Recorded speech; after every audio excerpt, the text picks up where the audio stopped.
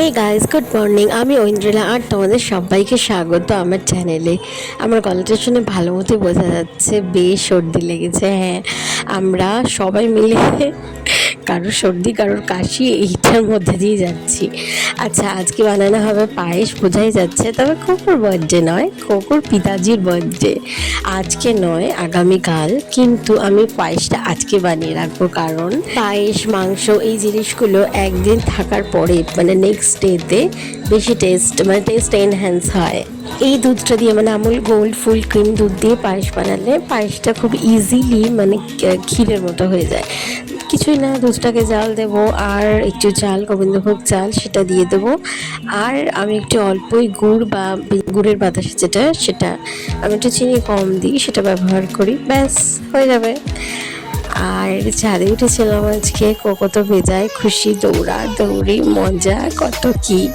আগে আমি ওর জন্মদিনে বেশ কত রকমের রান্না করতাম নিজে হাতে। এখন আসলে না, মানে দিনের দিন অনেকগুলো রান্না একসাথে করে উঠতে পারি না। কোকোকে খাওয়ানো, স্নান করানো, মানে কোকো টেক কেয়ার করতে আমার দিনের অনেকটা বেশি সময় চলে যায়। ওই জন্য না আমিও পছন্দের মানে কিছু রান্না করে রাখছি। আর ওই 5 রকম ভাজা, ডাল, চাটনি, যেগুলো নর্মাল রান্না, মাছের ঝোল, সেগুলো কালকে দিদিকেই মানে দিদিরই হেল্প নিতে হবে, কালকে দিদিকেই বলবো সেগুলো করতে।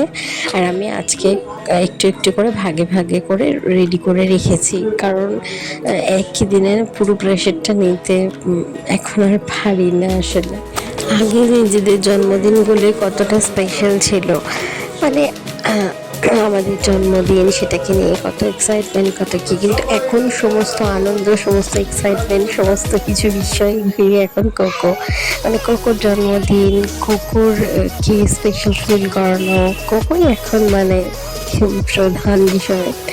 তাই হয় না, বাচ্চা হয়ে গেলে তখন নিজের দিকে বা নিজেদের বিষয়গুলো তখন মানে গৌণ হয়ে যায়, মুখ্য বিষয় থাকে বাচ্চাই। এই মর্নিং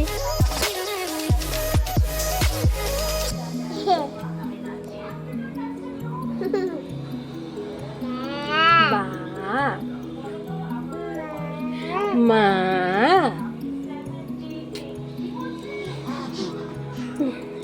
কুকুর ঘুমঘুমা বেসে গেছে, বাইরে বেরিয়েছিল তো ক্লান্ত হয়ে গেছে ছুটাছুটি করে, তাই জন্য ওকে ডিনার করে দেবো।